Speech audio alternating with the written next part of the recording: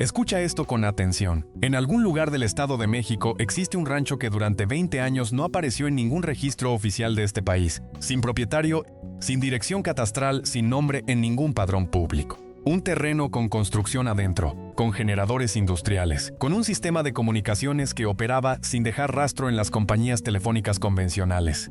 Invisible para cualquier base de datos del gobierno mexicano. Eso ya es perturbador, lo que lo convierte en algo diferente es quién lo construyó. El hombre que durante 12 años tuvo acceso a toda la inteligencia del Estado mexicano. El que decidía qué operativos se ejecutaban y cuáles no. El que coordinaba con las agencias estadounidenses mientras por la otra puerta le vendía esa misma información al cártel de Sinaloa. El que hoy cumple 38 años de condena en una prisión federal de Estados Unidos por haberlo hecho. Genaro García Luna. Omar García Harfuch entró a ese rancho. Lo que encontró adentro no estaba en ningún expediente del juicio de Brooklyn. Ningún medio lo publicó antes de hoy. Y hay una razón muy concreta para ese silencio. Lo que está en esa bodega apunta a personas que en este momento tienen un cargo activo en el gobierno mexicano. Personas que esta mañana llegaron a trabajar como si esta semana fuera una semana cualquiera. Quédate. Lo que vas a escuchar en los próximos minutos va a cambiar la forma en que entiendes todo lo que ocurrió en este país entre el año 2006 y el 2012. Y lo que va a pasar a partir de ahora puede ser todavía más importante que todo lo que ya pasó. Hay algo que encontraron en la tercera sección de esa bodega que ningún perito esperaba encontrar. Llegamos a eso en unos minutos, quédate. Durante 12 años, el hombre que debía proteger a México le vendió al narco cada operativo, cada informante, cada movimiento de inteligencia que el Estado tenía. 12 años y nadie lo paró. Si eso te genera la misma indignación que a mí, suscríbete y dale a la campana. Porque este canal existe para contar exactamente eso, lo que ocurrió de verdad, no la versión que decidieron darte en los noticieros. Para entender lo que Harfuch encontró en ese rancho, primero tienes que conocer al hombre que lo construyó, al Genaro García Luna real, no al funcionario que aparece en las fotografías de gabinete junto a los presidentes, al operador que movía las piezas en los pasillos que nunca tienen cámaras. García Luna nació en el año 1968 en la Ciudad de México. Estudió ingeniería en el Instituto Politécnico Nacional, pero su carrera real empezó cuando entró al CISEN a finales de los años 80. El Centro de Investigación y Seguridad Nacional. Ahí pasó más de una década construyendo algo que en ese mundo vale más que cualquier cargo, redes de información, redes de personas que le debían favores, que le pasaba datos, que miraban para otro lado cuando se lo pedía. No era el tipo que llegaba a las juntas y levantaba la mano para pedir la palabra. Era el que ya sabía lo que todos iban a decir antes de que empezara la reunión. Era metódico, era paciente, y entendía algo que muy pocos funcionarios de su generación entendieron con esa claridad. En México, el poder real no está en los cargos que salen en los periódicos.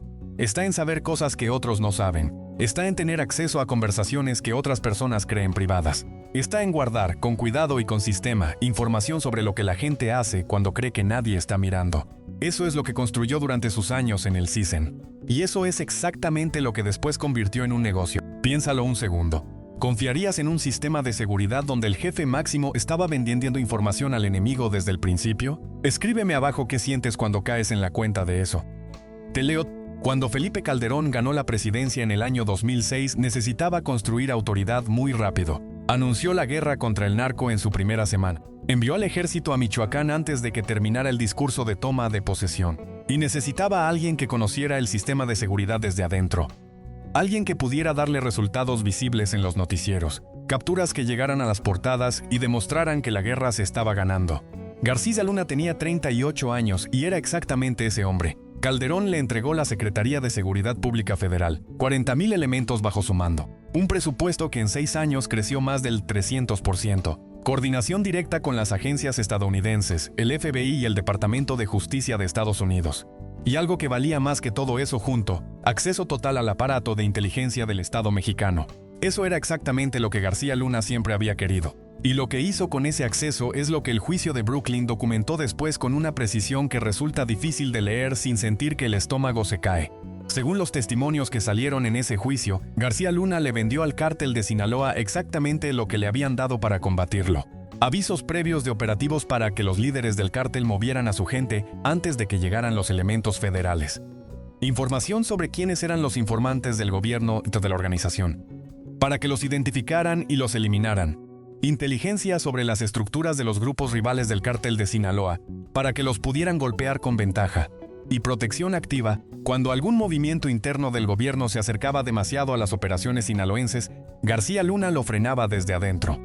Un testigo declaró en Brooklyn haber visto personalmente la entrega de maletines con $3 millones en efectivo a García Luna en reuniones que desde afuera parecían juntas de trabajo completamente normales. Otro describió conversaciones directas entre García Luna y líderes del cártel donde se negociaban los términos de la protección con la misma naturalidad con que se discute un contrato de servicios ordinario. Sin tensión, sin nervios, como si llevaran años haciéndolo, porque llevaban años haciéndolo.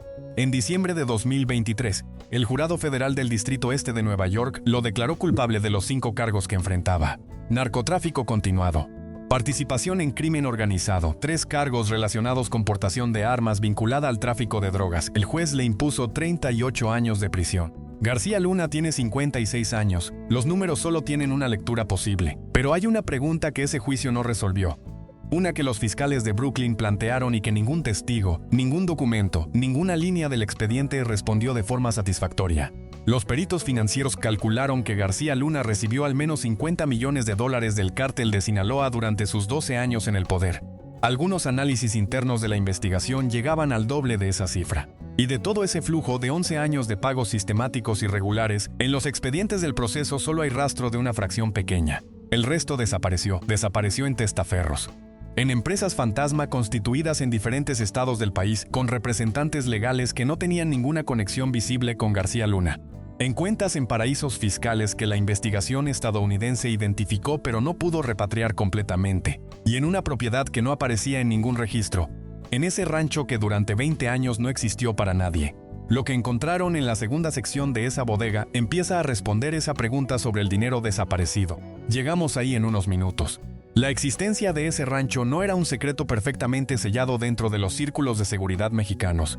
Era uno de esos secretos que circulan en voz baja entre personas que entienden que documentarlo, escribirlo e incluirlo en cualquier informe formal las convierte en parte del problema. Circulaba, pero nadie escribía. El rancho está en una zona semirural del Estado de México, a menos de 2 horas de la Ciudad de México dependiendo del tráfico. El acceso es por un camino de terracería que sale de una carretera secundaria. Desde esa carretera lo que se ve es completamente irrelevante. Cercas de alambre de púas, árboles, la silueta al fondo de lo que podría ser un establo o una bodega de herramientas. Nada que haga que nadie frene, nada que llame la atención de un conductor que pase a 100 kilómetros por hora. Pero al fondo del terreno, detrás de una segunda barda de concreto que solo aparece cuando ya estás adentro y has recorrido varios cientos de metros hacia el interior, hay algo completamente diferente. Una casa de 2 niveles con acabados que no corresponden a nada de lo que se ve desde el exterior. Ventanas con vidrios oscuros que desde afuera no dejan ver nada. Un sistema de iluminación perimetral que cubre toda la sección interior del predio. Generadores eléctricos de respaldo con capacidad industrial. Suficientes para mantener la propiedad operando de forma completamente independiente durante varios días sin necesidad de conectarse a la red pública. Un cuarto de comunicaciones con equipamiento diseñado para operar sin dejar registros en las compañías telefónicas convencionales. García Luna llegaba ahí en vehículos sin placas, sin escolta visible, sin comunicación con sus equipos durante el tiempo que estaba adentro. Los trabajadores del rancho aprendieron a lo largo de los años a no acercarse a esa segunda sección cuando él estaba, a no mirar las caras de las personas que a veces llegaban con él, a no recordar los números de los vehículos que usaban. Era la única forma de seguir trabajando ahí. ¿Tú qué habrías hecho si hubieras trabajado en ese rancho y hubieras empezado a sospechar lo que estaba pasando? Comenta A si te hubieras ido a la primera señal, o B si tuvieras que escastado y hecho el que no sabe. Te leo todos abajo. Cuando lo detuvieron en Dallas en diciembre de 2019, la propiedad quedó intacta. En México no había ningún registro oficial de que existiera. No fue confiscada. No fue investigada. Nadie en el sistema mexicano sabía oficialmente que ese terreno tenía algo que ver con García Luna.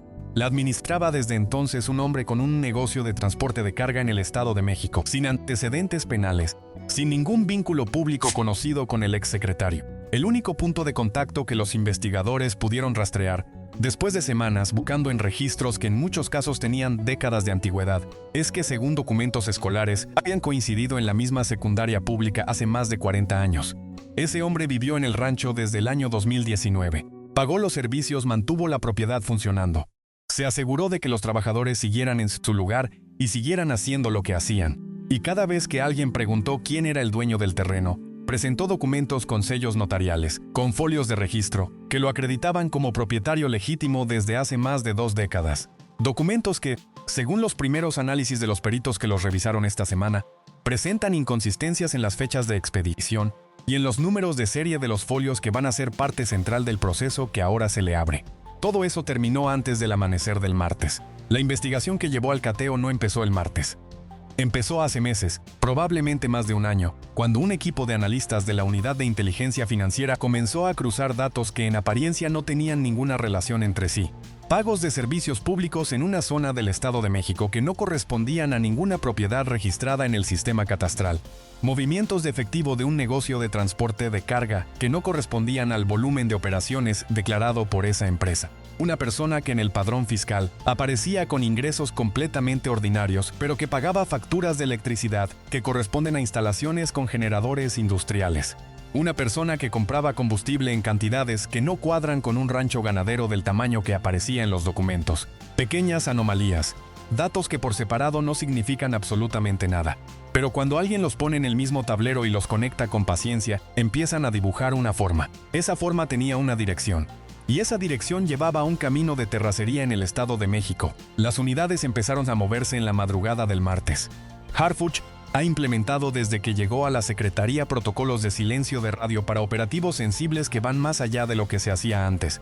Equipos completamente separados, comunicaciones encriptadas, información compartimentada de forma que nadie fuera del núcleo de planificación conoce el objetivo completo hasta que ya está en posición.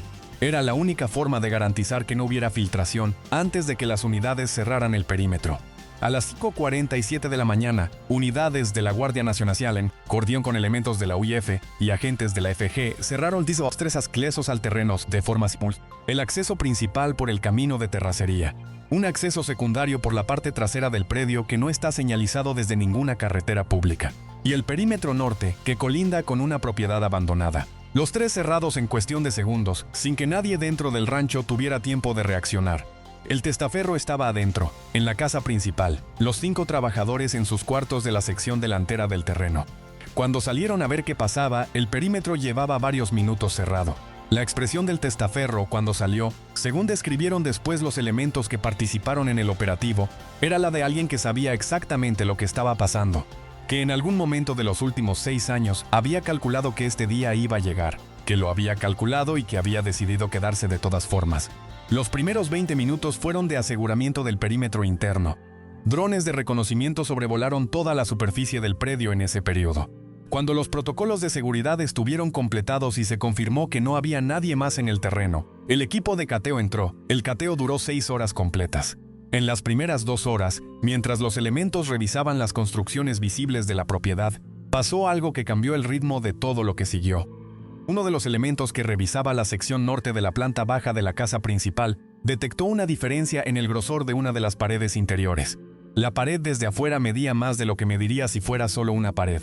Había algo detrás. Lo que había detrás era la entrada a la bodega subterránea. Una puerta de metal con cerradura de combinación, perfectamente integrada en el revestimiento de la pared, completamente invisible desde el lado del cuarto si no sabías que tenía que estar ahí. Los técnicos tardaron 40 minutos en abrirla, sin dañar el contenido de lo que hubiera adentro. Cuando los técnicos abrieron esa puerta, el testaferro estaba esposado en la sala principal escuchándolo todo. ¿Qué crees que estaba pensando en ese momento exacto? Cuéntamelo en los comentarios. La bodega tenía 3 secciones separadas por muros de concreto con accesos independientes, cada acceso con su propia cerradura. Los técnicos las abrieron en secuencia. La primera sección contenía documentación, estantes metálicos de piso a techo, apilados con cajas archivadoras numeradas con un sistema de clasificación que los analistas describieron después como sorprendentemente riguroso. El tipo de sistema que usa alguien que conoce muy bien cómo se organiza documentación de inteligencia, porque ha pasado décadas trabajando con ella a diario. Dentro de esas cajas había reportes de inteligencia con membrete de la Secretaría de Seguridad Pública Federal. El tipo de documentos que solo deberían existir en los archivos oficiales de la Secretaría o destruidos según los protocolos de manejo de información clasificada del gobierno. Expedientes de operativos que en su momento fueron clasificados con los nombres de los objetivos, las fechas exactas, los resultados, las unidades que participaron. Fotografías de vigilancias, de reuniones, de personas en lugares y contextos que en su momento nadie debería haber estado fotografiando, porque nadie debería haber tenido autorización para montar esas vigilancias. Registros de comunicaciones interceptadas, transcritas en papel, con anotaciones manuscritas en los márgenes. Análisis de estructuras criminales completos, organigramas, rutas, nombres de contactos dentro y fuera del gobierno. Información financiera sobre flujos de dinero entre grupos criminales y personas que en ese periodo tenían otro tipo de cargos públicos. 12 años de inteligencia de seguridad en México, guardados en una bodega que no existía en ningún registro. García Luna no solo recibió información del cártel de Sinaloa, también archivó, de forma sistemática, ordenada, clasificada, la información que su propia secretaría generó sobre todos los grupos criminales del país durante todos sus años en el cargo. La guardó ahí, como si hubiera sabido desde el principio que ese material algún día iba a necesitar ser usado para negociar, para presionar, para sobrevivir desde cualquier posición en la que terminara. La segunda sección contenía efectivo. Dólares americanos y pesos mexicanos en cajas de cartón con tapas selladas con cinta de embalaje industrial. Alguien había escrito fechas con marcador negro grueso en el exterior de cada caja. Las fechas más antiguas que los analistas identificaron en esa primera revisión correspondían al año 2008, 2 años después de que García Luna llegara al cargo. Las más recientes, a noviembre de 2018, 13 meses antes de su detención en Dallas. 11 años de depósitos en efectivo, guardados en orden cronológico, en una bodega subterránea de un rancho que no aparecía en ningún registro oficial.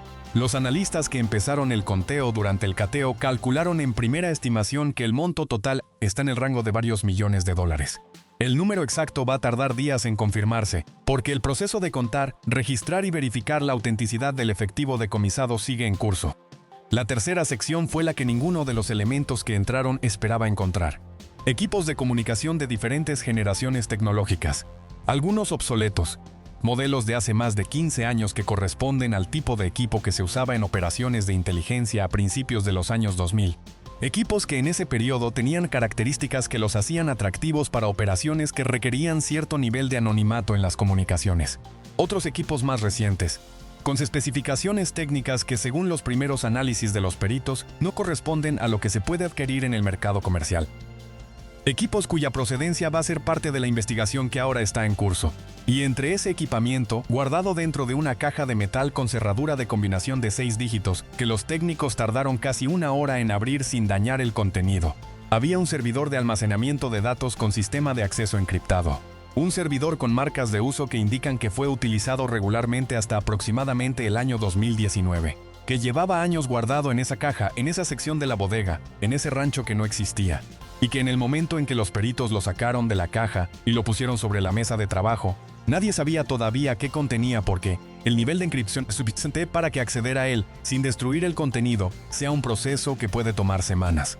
Ese servidor está ahora en los laboratorios de análisis de evidencia digital de la Unidad de Inteligencia Financiera. El proceso está en marcha. Nadie ha dicho públicamente cuánto va a tardar. Pero el hecho de que Harfuch cancelara toda su agenda pública esa tarde después de recibir el primer informe detallado de lo que se había encontrado en la bodega, el hecho de que viajara a la Ciudad de México en las horas siguientes al cierre del cateo, el hecho de que la conferencia de prensa que tenía programada para las 11 de la mañana no se diera hasta las 2 de la tarde sin ninguna explicación pública sobre el retraso, eso dice algo sobre el nivel de lo que ese servidor podría contener. Si fueras García Luna y hubieras guardado ese servidor durante años desde una celda federal, ¿qué crees que tiene adentro? Escríbeme tu teoría en los comentarios. Las más interesantes las menciono en el próximo video. Lo que García Luna guardó en esa bodega durante 20 años es el mapa completo de cómo se vendió la seguridad de México, y Harfuch lo tiene ahora en sus manos. Si eso no te genera la misma rabia que me genera a mí, suscríbete de todas formas, porque lo que viene a continuación es la parte que explica por qué esto no termina aquí. A las 2 de la tarde, Harfuch apareció frente a los medios, de pie, sin papel, sin notas, sin la preparación visible que suele haber cuando un funcionario va a leer algo que alguien más escribió. Habló 4 minutos, dijo que la propiedad había sido asegurada y estaba bajo resguardo federal. Dijo que el administrador había sido detenido y que el proceso legal correspondiente estaba en curso. Y luego dijo la frase que importa, la única frase de esos 4 minutos que tiene peso real. Dijo que los materiales encontrados en la propiedad requerían una investigación de largo aliento que va más allá de una sola persona. Más allá de unas... Esas 5 palabras no son protocolo. Un funcionario que quiere decir lo mínimo no las dice. Un funcionario que quiere proteger la integridad de una investigación activa no da esa pista en público. Son un mensaje. Y el mensaje tiene destinatarios específicos que en este momento saben perfectamente que va dirigido a ellos. Son las personas cuyos nombres aparecen en esos archivos de la primera sección de la bodega. Son las personas cuyas comunicaciones están registradas en esos expedientes con fecha y detalle. Son las personas que tienen anotaciones manuscritas en los márgenes de esos reportes de inteligencia, anotaciones que García Luna escribió de su puño y letra hace más de una década. Personas que hoy tienen un cargo activo, que llegaron esta mañana a sus oficinas como si esta semana fuera cualquier otra, y que esta tarde, leyendo entre líneas lo que Harfuch dijo frente a los micrófonos, saben que tienen un problema que se resuelve con una llamada a un abogado. ¿Crees que Harfuch va a llevar esta investigación hasta el fondo, aunque los nombres que aparezcan en esos archivos tengan poder político real hoy en México? Comenta sí si crees que llega hasta arriba, o no si crees que alguien lo va a frenar antes. Te leo todos. Porque lo que está en esa bodega no es solo la prueba de lo que García Luna hizo durante 12 años, es el mapa de todo el sistema que construyó. El mapa de quién sabía, quién cooperó, quién recibió dinero, quién miró para otro lado cuando no debería haberlo hecho. ¿Quién firmó documentos que en ese momento podían parecer procedimiento administrativo normal, pero que en el contexto de lo que ahora se sabe, tienen una lectura completamente diferente? El mapa de los operativos que se ejecutaron según el plan y los que no se ejecutaron porque alguien los frenó desde adentro. El mapa de los informantes que fueron identificados dentro del gobierno y que después aparecieron muertos, sin que nadie pudiera explicar cómo los habían encontrado. En los círculos de inteligencia, cuando existe ese tipo de material compilado sobre personas que siguen en posiciones de poder, tiene un nombre específico. Se llama un inventario de comprometidos. Y un inventario así, en manos de Harfuch, con el respaldo político que tiene en este gobierno, con la estructura legal e institucional que lo ampara, cambia el tablero completo de lo que puede ocurrir en este país en los próximos meses en materia de seguridad, de política y de rendición de cuentas. Para entender por qué García Luna guardó ese material en lugar de destruirlo, hay que entender cómo piensa alguien que ha pasado toda su carrera en inteligencia. La información sobre lo que otras personas han hecho, guardada con precisión y sin que ellas sepan que existe, tiene un valor que va mucho más allá de cualquier suma de dinero. Se llama apalancamiento. La posibilidad de usarla en el momento que más convenga. La posibilidad de presionar cuando hace falta, de negociar desde una posición de ventaja, de sobrevivir desde cualquier posición en la que uno termine. Mientras esos archivos existieran y mientras García Luna fuera el único que sabía exactamente dónde estaban, las personas cuyos nombres aparecen en esas páginas tenían un interés muy activo en que él recibiera cierto nivel de consideración. Aunque estuviera en una celda en Dallas, aunque lo hubieran condenado a 38 años, mientras el material existiera y estuviera bajo su control, el juego no había terminado del todo. Ese cálculo se rompió el martes a las 5:47 de la mañana. Cuando Harfuch cerró el perímetro del rancho, esos archivos dejaron de estar bajo el control de García Luna. Pasaron a manos de quien tiene la autoridad legal, la voluntad política y la capacidad operativa para usarlos.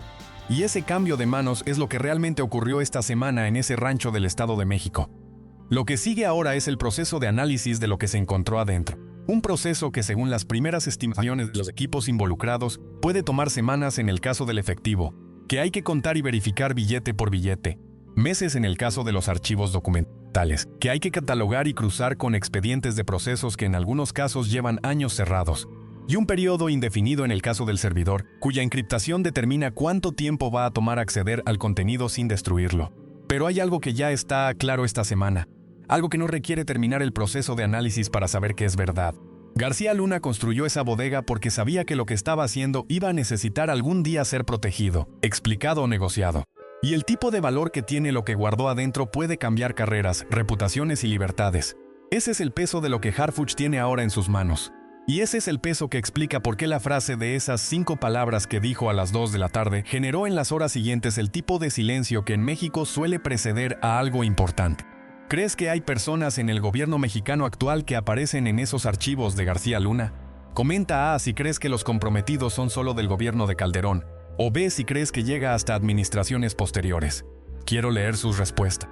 García Luna lleva preso desde el año 2019. Su condena en Brooklyn fue histórica. El funcionario de más alto rango del gobierno mexicano jamás condenado por un tribunal extranjero por trabajar para el narco. Y sin embargo, durante todos estos años, desde su detención hasta la sentencia y hasta esta semana, había una pregunta que seguía sin respuesta. ¿Dónde está todo lo que construyó? La respuesta estaba en ese rancho, en esa bodega, en esas 3 secciones que llevaban años esperando que alguien tuviera la capacidad y la voluntad de llegar ahí.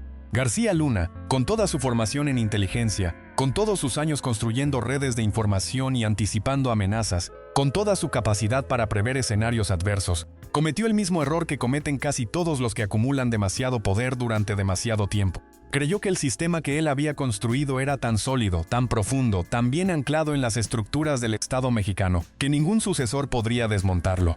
Guardó ese material como un seguro permanente, como la garantía de que si las cosas se complicaban más de la cuenta, tenía con qué negociar, con qué presionar, con qué sobrevivir desde cualquier posición. Lo que no calculó es quién iba a ser su sucesor. No calculó que el hombre que vendría a buscar ese seguro llegaría con la autoridad legal de catear cualquier propiedad que la investigación identificara, con el respaldo político de una presidenta que le dio el cargo para hacer exactamente eso, con el perfil de alguien que sobrevivió un intento de asesinato del cartel en el año 2020 con 3 impactos de bala y que desde ese día opera con la convicción de quien sabe exactamente lo que está en juego cuando sale de su oficina. Harfuch no encontró solo el dinero, no encontró solo los archivos, no encontró solo el servidor. Encontró el manual completo de 12 años de seguridad en México. El manual de cómo se manejó la inteligencia en este país mientras el gobierno oficial decía que estaba ganando la guerra contra el narco.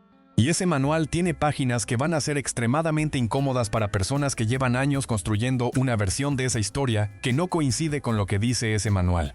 Lo que pase con ese servidor encriptado en las próximas semanas va a definir si lo que ocurrió el martes fue un cateo importante pero acotado, o el primer capítulo de algo que en este país llevábamos mucho tiempo esperando. García Luna sigue en su celda en Estados Unidos. El inventario de comprometidos está ahora en manos de Harfuch. Y hay personas que esta semana durmieron peor que la anterior sin saber todavía cuándo va a llegar el siguiente movimiento. ¿Y tú? ¿Crees que lo que hay en ese servidor va a hacerse público? ¿O crees que hay nombres ahí demasiado grandes para que México los pueda ver sin que pase algo? Deja tu respuesta abajo. Esa pregunta es la que más me importa leer hoy. Lo que encontró Harfuch en ese rancho pone en evidencia algo que muchos ya sospechaban pero que nadie había podido demostrar con documentos en la mano, que durante 12 años la seguridad de este país fue un negocio de dos caras. Si crees que México merece saber exactamente qué hay en ese servidor y quiénes son los nombres de ese inventario, dale like a este video y suscríbete, porque cuando eso salga va a salir aquí.